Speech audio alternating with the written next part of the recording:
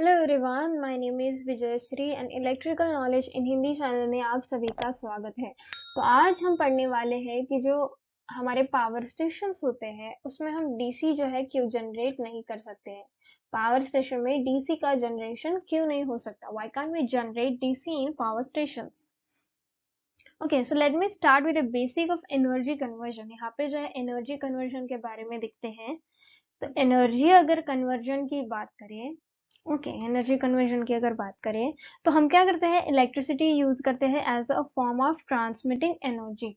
Okay, we use electricity as a form of what? As a form of transmitting energy.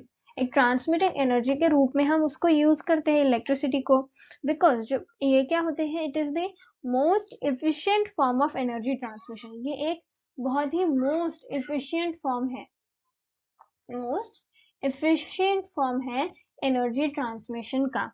Okay, सो अगर irrespective of what form of energy we need to drive our loads, we end up relying on electricity to bring the energy from the source to the load. तो अगर हम इस चीजों के ऊपर ध्यान ना दें कि हमें क्या फॉर्म की एनर्जी जो है वो चाहिए, जो भी हमारे लोड्स है उनको रन करने के लिए, ओके, हम क्या करते हैं, हम रिलाय करते हैं इलेक्ट्रिसिटी पे, यानी कि हम डिपेंड होते हैं इलेक्ट्रिसिटी पे। किसके लिए? जो एनर्जी है हमारी ये सोर्स से लोड पे आए उसके लिए, जिससे हमारे जो भी इक्विपमेंट्स है या फिर जो भी लोड्स है या जो अप्लायंसेस है वो रन कर सके। तो हम डिपेंडेंट है पूरी तरीके से इलेक्ट्रिसिटी पे। हम क्या कोशिश करते हैं, इलेक्ट्रिसिटी हमारा जो इलेक्ट्रिकल सोर्स है उससे हमारे लोड में कैसे जाए, सो दैट हमारे लोड जो है वो रन कर सके। तो इसकी वजह से इफिशियंसी जो है, इफिशियंसी ये एक हमारी टॉप प्रायोरिटी बन जाती है, यानी कि इसको प्राधान्य देना बहुत ही जरूरी हो जाता है। प्रायोरिटी इसको देना बहुत जरूरी होता है, विच इज और इफिशियंसी। इफिशियंसी माने क्या?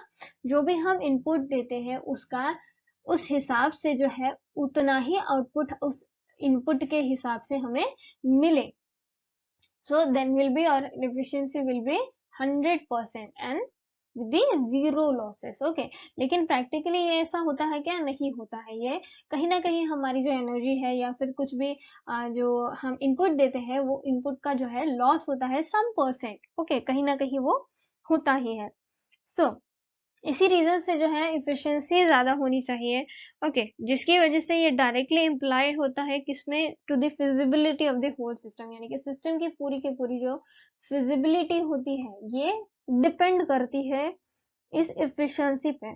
सो that is why to minimise the losses in the energy transmission, इसीलिए तो जो हमारे जो लॉसेस, मैंने अभी बोला, जो लॉसेस है उसको अगर कम करना है तो इफिशियंसी ऑब्वियसली बढ़ जाएगी। तो लॉसेस को जो है मिनिमाइज करने के लिए हम क्या करते हैं, we opt high voltage level. इसी रीजन से हाई वोल्टेज लेवल का जो है हम ऑप्टिमाइजेशन करते हैं, हाई वोल्टेज लेवल, क्योंकि हाई वोल्टेज लेवल में जो है हमारे सिस्टम को रन करके क्या होता है, लॉसेस जो होते हैं वो कम हो जाते हैं। Okay, so as to reduce the current levels in the transmission system, thereby reducing losses. अगर हाई वोल्टेज है तो ऑब्वियसली करंट की जो वैल्यू होगी, करंट जो होगा वह कम यूज होगा। वोल्टेज लेवल अगर ज्यादा है तो करंट लेवल कम होगा, जिसकी वजह से जो लॉसेस हैं वो भी अल्टीमेटली कम हो जाएंगे। ओके, अल्टीमेटली क्या हो गया, लॉसेस जो होते हैं वो कम हो जाएंगे, क्योंकि आई स्क्वायर आर यही हमारे लॉसेस का क्या होता है, फॉर्मूला था। अगर आई स्क्वायर जो है ये है square of the current. Okay, तो अगर यही कम हो गया तो लॉसेस भी ऑटोमेटिकली कम हो जाएंगे। तो इसके लिए क्या करते हैं, हाई वोल्टेज लेवल का प्रेफरेशन करते हैं हम। Okay, so to reduce the current levels in the transmission system we use high voltage level, thereby reducing the losses। तो इस वजह से हमारे losses कम होते हैं। और ट्रांसफार्मर जो होते हैं वो यूज करते हैं किसका कंसेप्ट, टाइम वेरिंग फ्लक्स का कॉन्सेप्ट यूज करते हैं। यहाँ पे मैं लिख लेती हूँ, टाइम वेरिंग फ्लक्स का कंसेप्ट यूज करते हैं जो ट्रांसफार्मर वगैरह होते हैं वो। ओके, इस चीज के लिए, इसी चीज के लिए हाई वोल्टेज प्रोवाइड कराने के लिए टाइम वेरिंग फ्लक्सेस का यूज करते हैं, जो कि टाइम के साथ प्रोवाइड हो, सॉरी टाइम के साथ जो है वैरी करे। ओके, एंड जो टाइम वेरिंग फ्लक्सेस होते हैं वो क्या करते हैं, टाइम वेरिंग वोल्टेज की नीड होती है उनको, they need time varying voltages, इनको टाइम वेरिंग वोल्टेजेस की नीड होती है इन फ्लक्सेस को। सो डीसी वोल्टेजेस जो होते हैं आर नॉन वेरिंग वोल्टेजेस। तो हमारे जो डीसी जिसके बारे में हम पढ़ रहे हैं, तो ये जो हमारे डीसी वोल्टेजेस होते हैं ये नॉन वेरिंग वोल्टेजेस होते हैं, यानी कि ये टाइम के साथ जो है वेरी नहीं करते, इसीलिए ये क्या है, नॉन वेरिंग वोल्टेजेस है हमारे DC voltages. So they are constant value, ये क्या होते हैं, ये कांस्टेंट होते हैं। तो इसी वजह से ये ट्रांसफार्मर में हम यूज नहीं कर सकते, ट्रांसफार्मर में इसको यूज नहीं कर सकते। ओके, सो एसी वोल्टेज जो होते हैं हमारे, डीसी वोल्टेज की तो ये बात हो गई, तो एसी वोल्टेज की अगर बात करें तो एसी वोल्टेजेस जो होते हैं ये टाइम वेरिंग होते हैं, टाइम के साथ ये वैरी करते हैं, टाइम के साथ वैरी करते हैं। ये क्या है, नॉन वैरी करते हैं, यानी कि वैरी नहीं करते, लेकिन एसी वोल्टेज टाइम के साथ वैरी करते हैं और ट्रांसफार्मर में यूज भी कर सकते हैं। ओके, तो ये एक मेन रीजन हो गया इसी वजह से, क्योंकि ये टाइम वेरी करते हैं, टाइम के साथ वेरी करते हैं, इसी वजह से हम जो है जनरेशन जो है सिस्टम का वो एसी में करते हैं, ना कि डीसी में, यही रीजन है। और अगर इसको डिटेल में अगर जाने तो ये सिस्टम जो होती है एसी में, इसको जनरेट करना, इलेक्ट्रिसिटी को जनरेट करना काफी कन्वीनियंट होता है, because it is more convenient to have AC voltages generated. Why? Because they can directly be step up or for this transmission, यानी कि इसको जो है हम इजीली यानी डायरेक्टली जो है स्टेप अप कर सकते हैं ट्रांसमिशन पर्पसेस के लिए, क्योंकि स्टेपिंग अप करके यानी कि वोल्टेज लेवल को बढ़ा के अगर हम ट्रांसमिशन करें तो लॉसेस क्या होंगे, कम होंगे, तो स्टेप अप करना पड़ता है। स्टेप अप करने के लिए ये काफी कन्वीनियंट होती है हमारे एसी वोल्टेजेस। देन अगर एफिशिएंसी की बात करें, एफिशिएंसी की, सो डीसी जनरेटर जो होते हैं वो यूज होते हैं, so there is a need to be a power electronic converter system to convert the DC to AC. Okay, क्योंकि डीसी में अगर जनरेट करेंगे तो वहां पे फिर कन्वर्टर की जरूरत पड़ेगी। ओके, कन्वर्टर की जरूरत पड़ेगी किसके लिए, डीसी को फिर एसी में कन्वर्ट करने के लिए। ओके, और जो देन उसको फिर स्टेप अप करना पड़ेगा, वोल्टेज को फिर से स्टेप अप करना पड़ेगा।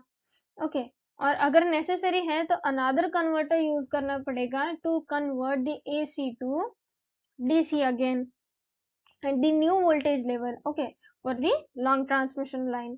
सो पावर इलेक्ट्रॉनिक जो कन्वर्टर्स होते हैं वो रिलेटिवली लोअर एफिशिएंसी के होते हैं, इनकी जो एफिशिएंसी जो होती है पावर इलेक्ट्रॉनिक कन्वर्टर्स की वो कम होती है, और इसी रीजन से जो एफिशिएंसी होती है वो हमारी कॉम्प्रोमाइज हमें करनी पड़ती है, ये एफिशिएंसी क्या हो जाती है, कॉम्प्रोमाइज करनी पड़ती है।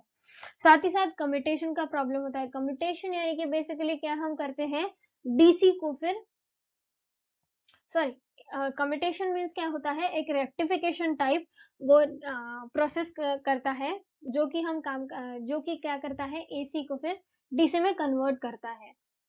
और अगर हम क्योंकि हम हाई वैल्यू में जनरेशन करते हैं वोल्टेज का, ओके, अगर इस डीसी में हाई डीसी वोल्टेज में अगर जनरेशन करें तो उसका जो कम्यूटेशन का प्रॉब्लम होगा वो भी हमें ऑकर होगा,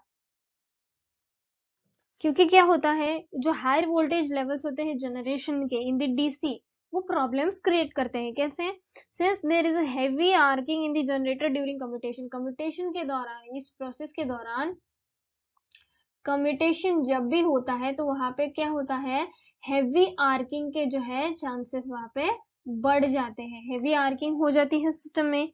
ओके, सो जनरेटर में ड्यूरिंग कम्यूटेशन हेवी आर्किंग होती है, तो इसी रीजन से जो वोल्टेज जनरेशन लेवल्स होते हैं वो रिलेटिवली लोअर होते हैं देन एसी, तो इसी रीजन से क्या होता है, हम डीसी को प्रेफर नहीं करते हैं। उसके साथ साथ पावर क्वालिटी और फिजिबिलिटी को भी जो है हमें कॉम्प्रोमाइज करना पड़ता है इन द डीसी सिस्टम। ओके, तो ये कुछ रीजंस थे जिसकी वजह से हम जो है एसी को प्रेफर करते हैं रादर देन प्रेफरिंग दी डीसी। सो इसी रीजन से we generate AC in the power station and not the DC voltages. Okay, तो आई होप ये वीडियो आपको पसंद आया होगा। अगर वीडियो पसंद आया है तो प्लीज़ वीडियो को लाइक कर दीजिए, चैनल को सब्सक्राइब कर दीजिए, बेल नोटिफिकेशन को प्रेस करना ना भूलें ताकि इस तरीके के वीडियोस की रेगुलर नोटिफिकेशन आपको मिलती रहे। तो मिलते हैं हम नेक्स्ट ट्यूटोरियल में।